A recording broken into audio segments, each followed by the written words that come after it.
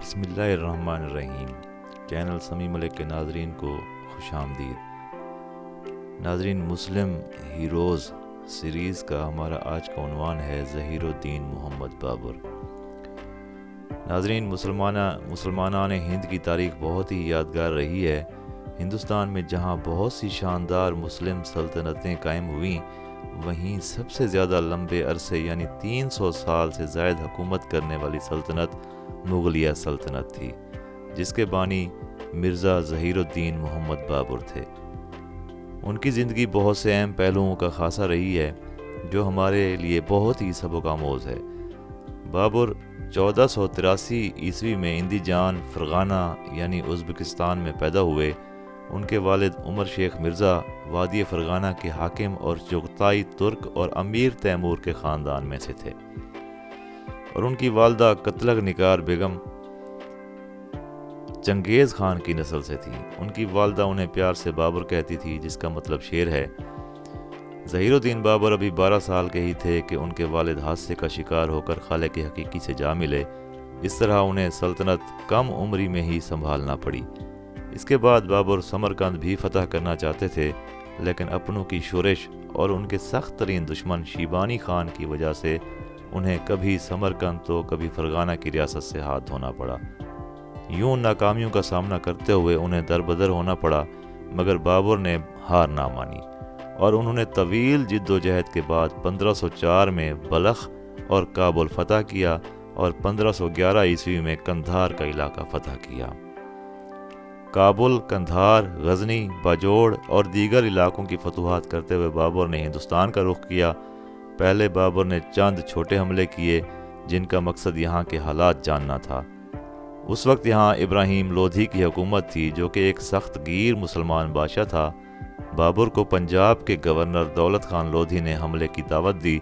1524 عیسوی میں لاہور پر قبضہ کیا۔ اس کے بعد بابر کی شخصی خوبیوں کو دیکھتے ہوئے ابراہیم لودھی کے امراء نے اسے مدد کی پیشکش کی۔ ناظرین، بابر کابل سے سیالکوٹ اور پھر پنجاب کے مغربی علاقوں کو فتح کرنے کے بعد دہلی پہنچا۔ اپریل 1526 میں ابراہیم لودھی کے ایک بڑے لشکر کے ساتھ بابر اور اس کی مختصر فوج کے درمیان پانی پت کی مشہور تاریخی جنگ لڑی گئی، جس میں بابر کو فتح نصیب ہوئی۔ اس جنگ میں بابر نے بہترین حکمت عملی اپنائی۔ بابر نے پہلی مرتبہ ہندوستان میں توپ سے بارود نکالنے کی ٹیکنالوجی استعمال کی۔ بابر فاتح کی حیثیت سے آگرہ اور پھر گوالیار میں داخل ہوئے۔ 1526 عیسوی میں بابر نے مغل سلطنت کو قائم کیا، جو 1857 عیسوی تک رہی۔ ناظرین، 1527 میں بابر کا سامنا میواڑ کے حکمران رانا سانگا سے جنگ کواہاں میں ہوا، جس میں بابر فاتح ٹھہرے۔ اس کے بعد چندیری کا رخ کیا اور اس پر جھنڈا گاڑا۔ ابراہیم لودھی کے بھائی محمود لودھی کو بھی گھاگرا کے مقام پر شکست دی۔ بابر جب تک وسط ایشیا میں رہے، شیبانی خان سے جنگیں رہیں، جن سے بابر نے بہت کچھ سیکھا اور یہی ہندوستان کو فتح کرنے کی وجہ بنی۔ بابر نے اپنی زندگی میں کئی شادیاں کیں۔ ان کی پسندیدہ بیوی ماہم بیگم تھی، جن سے مغل سلطنت کے دوسرے فرمانروا مرزا نصیر الدین محمد ہمایوں کی پیدائش ہوئی، جبکہ باقی 3 بچے وفات پا گئے۔ ہمایوں کی بابر کی جنگوں کے ساتھ جنگی تربیت کا آغاز ہوا۔ بابر نے ہمایوں کو چھوٹی عمر میں ہی بدخشاں کا حکمران مقرر کیا۔ ہمایوں پانی پت اور جنگ کواہاں میں بابر کے ساتھ تھے۔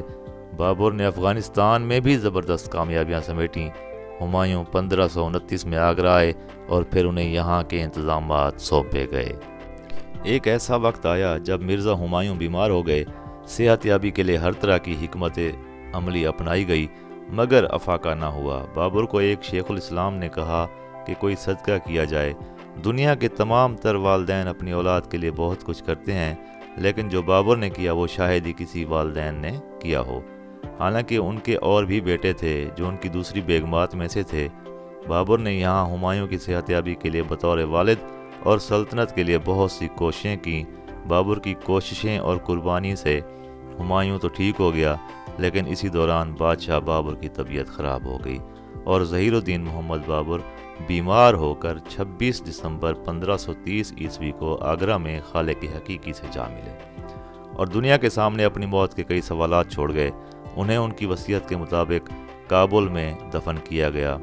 بابر ایک بہترین شخصیت کے مالک اور بہترین جنگجو حکمران تھے۔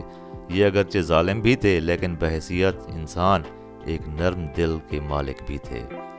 انہوں نے اپنی فوج، دوستوں، رشتہ داروں کا بے حد خیال رکھا، سب کے ساتھ مہربان رہے، لیکن ان کی زندگی بے وفائیوں اور دھوکہ دہی کا منہ بولتا ثبوت بھی تھی۔ بابر نے پانی پت کے بعد ابراہیم لودھی کے خاندان سے بہترین سلوک روا رکھا، مگر ابراہیم لودھی کی ماں بیدہ خاتون نے انہیں جان سے مارنے کی کوشش بھی کی۔ بابر کی تعلیم و تربیت کا آغاز تو اسلامی روایات کے مطابق 4 سال کی عمر سے ہو گیا تھا۔ ان کی شخصی تربیت میں ان کی نانی ایسان دولت خان اور والدہ قتلغ نگار خانم کا بڑا ہاتھ تھا۔ بابر مرزا نہ صرف تلوار چلانا جانتے تھے بلکہ بچپن ہی سے شرارتی ہونے کے ساتھ ساتھ علم و ادب اور مصوری میں بھی اپنا ایک خاص شوق رکھتے تھے۔ وہ اپنا روزنامچہ لکھنے کے بھی عادی تھے۔ انہوں نے اپنا خاص رسم الخط بھی تخلیق کیا۔ ان کی ایک تصنیف بھی ہے جس کا نام تذکرہ بابری یا بابر نامہ رکھا گیا، جس میں انہوں نے خود اپنی زندگی کے تمام حالات و واقعات کھل کر بیان کیے ہیں۔ ان کی اس کتاب کو دیکھتے ہوئے ہندوستان کے وزیر اعظم جواہر لال نہرو نے کہا کہ بابر ایک دلکش شخصیت کا مالک اور نشاط ثانیہ کے دور کا ایک ممتاز رہنما تھا۔ مشہور ہندوستانی ادیب ملک راج آنند نے بابر نامے کے متعلق اظہار خیال کرتے ہوئے کہا کہ یہ دنیا کی دلکش ترین کتابوں میں سے ایک ہے۔ اسے مصوروں نے چھوٹی چھوٹی تصاویر سے یوں ہی تھوڑی آراستہ کیا تھا، یہ تو ہم سب کی دولت ہے۔ ماہر تاریخ دان سٹیفن ڈیل نے اپنی ایک کتاب میں بابر کی نثر کو بہترین قرار دیا ہے۔